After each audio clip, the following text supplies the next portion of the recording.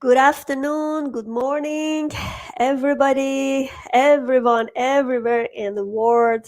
Welcome to my podcast and show, Job Reinvented Show. And we are with Debbi Sluys. Another talk about vision board, but this is another unique version of vision board. And she's a very successful entrepreneur. She's doing a lot of coaching, help women to be successful in their business, have their vision on board, and have their goals.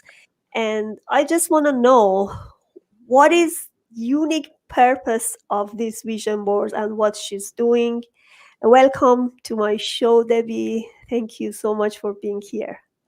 Thank you. I really appreciate the invitation and for the opportunity to share about Dare to Declare and the protocols that make my process somewhat unique in creating a decision vision board.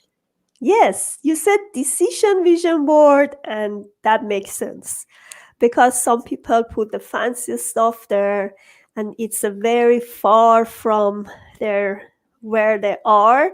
I'm not saying is not everybody can make decision and dare to dream, but what is the unique point of your vision board or decision board? What do you do exactly with your clients? So, vision boards have become very popular and, people come together and they put together vision boards. But the process that I work with my clients is also uncovering. So we get rid of some of the things that have been blocking us and them, and then what can we? So when we get rid of things, then we have space to put new things in, and we can change the words that we use. We can change our thoughts and our mindset around what's possible. And for many women, they've never, well, first off, just spending the time to create the vision board. And if you do it in person with me, and I actually have a physical studio, we discovered that we're Canadian. I'm only about 3 hours from you. And I actually have a studio where I invite women to come. And sometimes have men. And it takes about 6 hours altogether. So the whole process to do it. And then I also offer it online, and it takes 3 weeks, 90 minutes each. So there's a lot of deeper thinking that goes into that. And one of the first places we start is asking for what you want. And most women, when I ask them, what do you want? They don't know. They know what their children wants. They know what their spouse wants. They know what their employer wants. They know even what their community wants. But when I ask them, what do you want? It's not just right there. At least they haven't given themselves the time. And so by slowly peeling back the layers of the rose, I like to say, we get to that core of their desire. But even the liberty to express what they want feels, and many women will say, selfish. And so we start to look at the whole process of uncovering and creating a vision board to say, it's not selfish, it's self-full. And when we're full of self, we have enough to be able to give to others. So it's really, even before the vision board's created, there is a lot of work that goes in, sort of behind the scenes, so to speak, to set the stage so that they can fully find the freedom to dream and create their vision. Sounds great. So, Debbie, tell me about yourself. How did you end up to create vision board? And I know your background is early education, is that it? Yes. So, how did you end up creating this? Yeah. So I've been in early years, or had been, I should say, past tense, 30 years. And 15 years ago, the Ontario provincial government decided that there was a better way to be with children. And so they asked our organization to pilot new curriculum that was coming from Europe, and that it was more authentic, play-based learning. And now that's very common. It's in the kindergarten curriculum, but 15 years ago, it was a really new concept. And so Montessori? You're talking about Montessori? um, Montessori actually is older probably than this. This is like child-led play-based learning. It's embedded now in the provincial curriculum for kindergarten, but in the early years sector, it was very much theme based. So every September we talked about, buses and harvest and pumpkins, and it was very superficial. It wasn't based on the children's interest. And so what happened was it transformed me as a director, my supervisors, and the whole culture. And so it was so remarkable that I was asked to share my story. So I started to share my story. It turned into public speaking. That became workshops. And so I realized, wow, this is an amazing impact that I can have on a larger population. But what I also recognized was that the government was focused on children, beautiful, but also infrastructure, legislation, creating a new college of ECEs, but no one was taking care of the educator herself. And I was really concerned about that as a director. I led a team of about 75. I had 4 locations, and I was one person, and I thought, how can I support the educator who's supporting children, who is our future? And so I started my company called Dare to Declare, and I came across vision boards after I went to a photo shoot. I went to the photo shoot because I wanted a biography for my speaking engagements. And when I looked at the pictures, this photographer's in Windsor, and I looked at photos and I was like, oh, who is that girl? Like, I just saw this extraordinary woman staring back at me, and she didn't look like the wife, the mom, the childcare director. She looked like, she was on fire and making a big impact. So that was the first time an image and vision connected for me. It was my own image. And so I started my company. I built curriculum. I built my studio, and I opened my doors in 2018. I straddled my jobs for a couple of years, and then I just retired. I gave my notice in January after I heard a speaker say, "What's the price you're paying for not following your dream?" And I thought, it's too high. I get to step into it right now. So I gave my notice last January before the pandemic. Then the pandemic hit. And so I got to lead really strong for my last 4 months of my 30-year career. And the childcare reopened the week after I left. And my business has just taken off. And now with the pandemic, I'm not doing in-person workshops. Although I did do a retreat in the fall, I was able to slip that under the line with social distancing, but most of it's all been online. And so now it's global. And most of my clients are actually from Europe.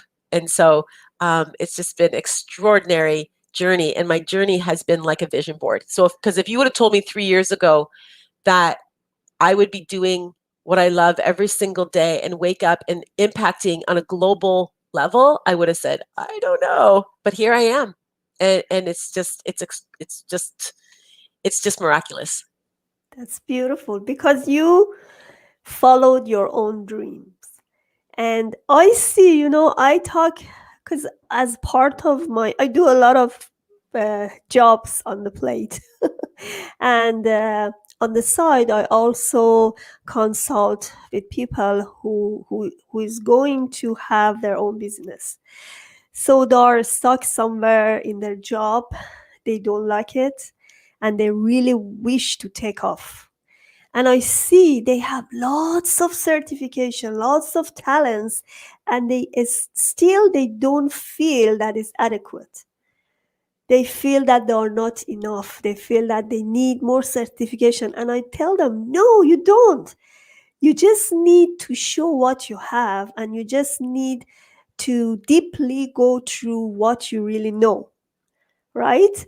And as you said, vision is so different from goal, because goal, probably if you have a short goals, it's more reachable in the beginning and is easier to reach. But when you have vision, it's longer, right? So you have to have a longer plan, more accurate plan to reach there, right?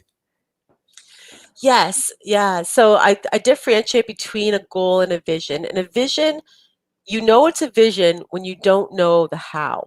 That's how you can I quantify that. see. I So if like that. you know how you're going to do it, even if it's a hint. And the thing is that our minds are very tricky in that our ego wants us to be able to check it off.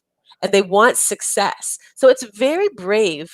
Like I always, again, notice this for women, and and my clients that come, and I congratulate them to say the fact that you're declaring this, that you're wanting to create a vision, demonstrates a great deal of bravery, because you don't know, you don't have the how, so it's not a guarantee, and you're really leaning into that believing. So that's the second step. I ask women to ask for what they want, and then secondly, to lean into believing that it's possible. And that's where I'm thinking about your clients as well, where they have all the credentials, but at a certain point, there needs to be a state of belief that they are unstoppable, that they have what everything they need in order to succeed.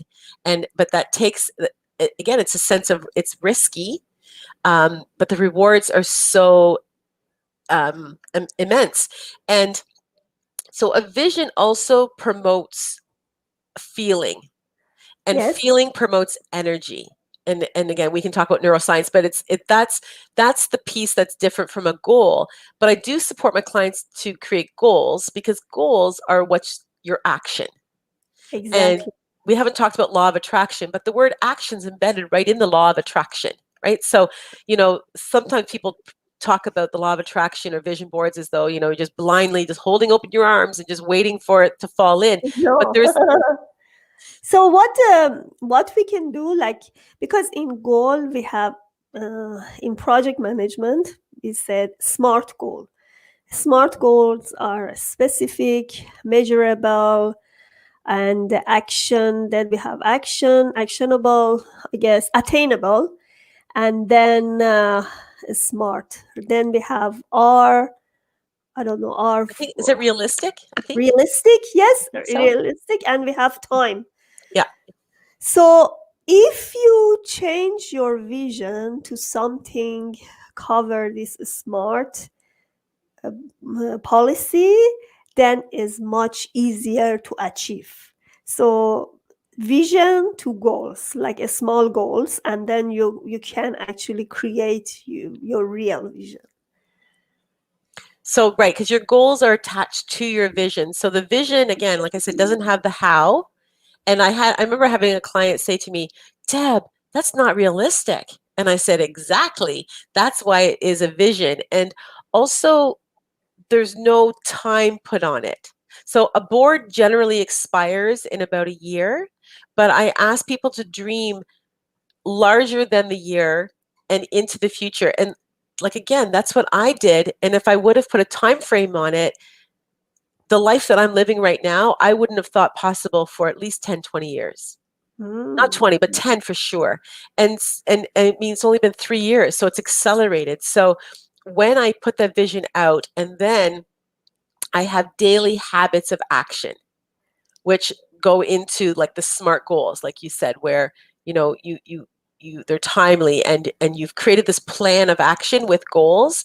Then as you complete each goal, they're like mile markers on a highway, that as you go on this journey and you knock off your goals, all of a sudden you're at your destination and you're into your Exactly. vision. Exactly. Yes. So give me some examples of your clients. You don't need to specifically say their name or whatever, but I just want to see how, from where to where they could reach. Okay. So one of the clients I talk about in one of my workshops, she was almost finished her board. And this happens more often, where it's like I said, and I mean this in the most kind way, but the ego, we all want to be successful. We don't want to have failure.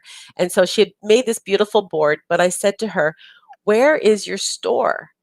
And she said, oh, that doesn't go on my board. And I said, but you told me that you make your grandmother's preserves and they sell out at the farmers markets. And she said, but doesn't everybody do that? And that's another, right? That's another story that we tell ourselves, that what I have isn't special, or it becomes so natural to me, then everybody must do it. And so I find that often people step over top of their own beautiful gifts because they come so natural. So that's another thing that I do, is to help highlight what, like we were talking earlier, what's in your backpack, what's in your toolbox, what do you already have? And so she has this beautiful gift. And I also said, so is this your desire? And she's like, yeah, I really do. And I said, okay, then it goes on your vision board. And so fast forward a year later, I was at a speaking event and she walked in and I said, what are you doing here? And she said, oh, I'm retiring and it's my celebration tonight for my retirement. I said, oh, and I get to be here? What a coincidence. Of course, there's no coincidences, right? How amazing that I get to celebrate and I'm speaking the same night that they're honoring you with your retirement. What are you doing? And she said, I opened my store. And so if you go to Windsor, Ontario, her store, it's called Country Rose, and it's doing fabulous. And she sells preserves and baking, and she looks healthier than she's ever looked, and it's just extraordinary. And what's remarkable is that she almost stepped over it. It almost didn't become part of her vision. And only a year later, she completely manifested it. I have another woman that this fall, she was in a job. She was really, really unhappy. She felt really stuck. And so we worked together every week. So it was a vision board, but it was also one of my 8-week coaching programs. I offer them. So we met together every week. Anyways, with digging into what she really wanted and what her passion was, she's an entrepreneur. I went and picked up food from her the other day because she sells pierogies, and the pierogies are from her grandmother's recipe, and she's named it after her grandmother. It's her grandmother's maiden name, called Rivers Kitchen. So if you want to check her out, she's on Instagram, REWERS, Rivers Kitchen. And she is doing it's phenomenal. She just renovated her laundry room to be a second kitchen. The health unit's been in. She's contacted the municipality and they've got small business coming in, and they've got one of the students helping her with her logo and all of her tech. And she's just taking off, and the smile on her face, the joy that she's feeling compared to where she was just 4 months ago, she's got a brand new lease on life. And so that's why I do what I do. And I just love it. And it's so rewarding. Wow. I'm really inspired as well. I see, Debbie. I just wonder why people don't try to reach their dreams when your life can be much, much, much bigger than what you are here right now. Like myself, I've done a lot of job transition. I'm really proud of it. I really work hard, immigrated, all of the dreams so far I had is done. And I have more dreams every day. And about the vision board, I had a vision board somehow. I also had a notebook that I always write my goals every day, every week, and every month. And I have a check mark and celebrate them when I reach them. And with the job transition, I am doing something really interesting. I always have create a card for myself, write my title, and then after some time it happens. And I also work for it. Like, you cannot virtually be something that you're not, right? So that's what I did, and so far everything going very well. So when you can have such a magic life, why don't you stay there? Why are you stuck in somewhere that you really don't like? Unfortunately, in many jobs, that's the same story. They stay there for 30 years, 40 years, not 40 years, you will be retired by that time.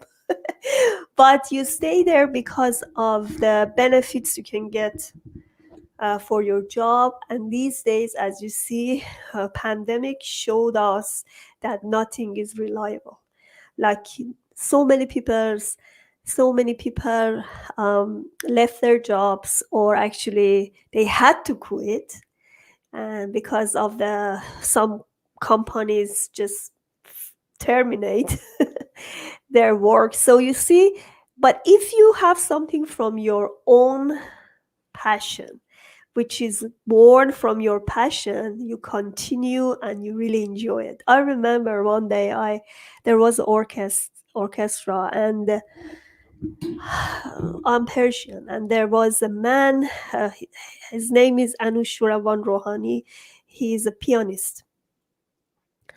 You just have to look at his eyes. After years, now he's in 70s, I guess, and there was a very shiny face. I just realized he really enjoy what he's doing. The All of the music he created was his own, and he was still enjoying it. He was on the, like he's flying. There is a difference between somebody who is in orchestra and just doing it as he has to do it as a part of the team, but somebody that he's doing it from the passion. And so creating something from your passion always bring you a lot of great fortune, great life, right? Absolutely. And it makes me think about the 3 words that I give to my clients. And many people think about a vision board, and most of it is promoted online. Like, what do I want to have? What do I need to do to have that? And then I'm going to be happy. And I flip that on its head. So, like you talked about passion, like it begins with you. So, who do I get to be? And that's why we dig into that first. It's about the way of being. And so then it's like, what do I get to do to be the best version of myself? And then the abundance, as you described, that just shows up. So it's about understanding and getting to that best and highest um, version of ourselves. And that's, again, makes my way of doing a vision board unique, but that's the key to it all, is about, like you said, it's discovering that passion, the purpose, your why, and that be reflected within your vision. Something interesting you said about energy, and I really believe in it. When you think about something, so the sparkle starts, and then you try to create something, right? uh, you create that thinking to the vision board, so you are one step ahead, because first of all you used that energy of creation, you already activated, right? So you created, you are a creator already. There is a difference between somebody who is always thinking, who always has plans, but never put it on into action. I had a colleague when I was engineer, and he always had lots of plan. He was very smart. He with colleagues, he always talking, "Oh, I'm gonna do this," but he's still the way he was. He never act upon it. He always gave us our plans. We actually act, and we execute his plans on the programming side, and then everything was fantastic, but he was not the action person. That's the difference. There are lots of people there, they have beautiful dreams, they have beautiful plans, they have a smart uh, brain, and they have high IQ, but they never use it. So for reaching your dreams, you don't need to have high IQ. You have to believe in yourself, right? You just have to know exactly why you want to do this, specifically, what is your dreams, when do you want to reach it, right? And what do you want to, what is your plan to reach there? Yeah, so that's the third. I love that you brought that up. So that's the third aspect. So we talked about ask for what you want, believe that it's possible, but then many people get to that part like, okay, yep, I know what I want. Like you said, they do a lot of talking, right? And then, okay, so I believe it. I even know about the science of the neuroscience, the focus, and how my brain changes when I focus. But the receiving piece, they have trouble, like, because they're not eyes wide open, because what normally happens is I might have something on my vision board, but what actually shows up is often better. And it may not look exactly how I asked for it. So unless I'm in a state of gratitude and a sense of wonder and amazement and being present, it might even just pass me by. And I see that where people, an opportunity has come up, and they're like, oh, they're afraid, right? Fear shows up. And so they put up the glass ceiling and they don't receive it. And I remind women especially about this, and I say, think about it like a compliment. Like, can you receive a compliment? And they're like, oh no, I'm terrible. I said, well, if we cannot receive even a compliment, how in the world are we going to receive our dreams, our vision, when the universe, when God sends it to us? Like, how? So we get to create daily habits of stretching that muscle. So having daily habits of gratitude. So I have 5 non-negotiables that I have every day. And one of them is to get enough sleep. So I can tell today I'm dragging a little bit because I worked really late last night, but typically I'm in bed by about 10 p.m. and I optimize my sleep area. I eat healthy food. That's another non-negotiable. Um, I love I love on my family. I express love every single day to my husband, to my children. Again, this is a non-negotiable. I pray. So some people meditate, but I'm a Christian, and I pray and I connect to God every day. And the last thing, I act. So when you talked about your SMART goals, like, I have acts towards my goals, towards my vision every single day. And they can be reaching out to someone, through a LinkedIn or a direct message, or it can be putting a post on social media, or putting out a live video, or doing this interview with you.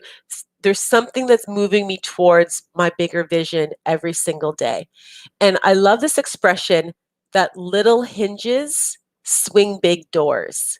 And if you think about little habits create big visions. And so it's like, we may not think that they're that important, and like, it's just like, oh, mundane every day doing these same habits, but it's like a snowball that they begin to grow, and then you'll be manifesting your vision. I like this expression. I use it in my vision when I wanted to buy my own apartment. I always, whenever I hinge uh, the lock or to open something, I said one day I'm gonna do it on my own apartment. And I always touch it, to make it more realistic. The day I opened my own apartment, then I just said, "Oh, that happened," and then it happened to our house again and again. You see, that's just beautiful expression, because little little action every day make it big and big, because like that's like a drop of water. You don't know, one drop of water, it doesn't weigh too much, but if you just leave it there for some time, it's gonna be a big bucket, and yeah, and it's gonna be overflow. That's right. Yes. So you have this website, and you have your program with you in your website, Debbi Sluys, and then you have your Facebook and Instagram here. Tell me about it, about your program, and what you do with it. Thank you. Yeah. So my company's called Dare to Declare. And so just to back up what you just said about the fact that you would touch the lock or the hinge every day, and you would, I don't know if this is what you meant, but saying it out loud, it's so powerful. So I just wanted to reiterate that getting it out of here and onto paper, you're 42% more likely to manifest. By saying it out loud, declaring, like the name of my company, 78% more likely to manifest. You know why? So Because you hear it as well. that's right. So you actually triple the reality. That's right. And your brain can't tell if it's present tense or future tense. So it's like an affirmation. So even, if you wanted to say, I own this apartment, or, so that you're saying it as though it's already occurring in your life. So I just wanted to bring that up. But yeah, my name of my company is Dare to Declare. So my website is Dare to Declare, the number 2, .com. And on there, you can find a do-it-yourself course. So I have an online course that you can take. It's lovely. It was shot in my studio, professionally videotaped. It's amazing, with 5 of my remarkable, talented friends. And so they did a vision board. So it's like you're right along with them. And it's 8 chapters, 30 lessons, and it's a nice little package for you. And then I also have coaching packages where I do it, as I was saying earlier, 3 consecutive weeks. I coach, we do the vision board together, 1-to-1, and I have a group coaching. And I just wanted to let you know too, I am offering a free workshop on Monday, and it's Wow, beautiful. for Women's International Day, Oh, International Women's Day. Yeah. that's great. Very generous. Nice. So Yeah. that's on the bottom of my website. If you go to the homepage, you can see the link there. You just have to register, and it's free. So you see that Debbi Sluys is your website, debbisluys.com, right? Or you have another website too? Nope, that's my website. Yeah. Okay, Yeah. great. Thank you so much, Debbi. I really liked what we talked. Again, I'm thinking about my dreams more and more, and I'm really inspired by this unique topic. Thank you so much. Thank you. I really appreciate you having me.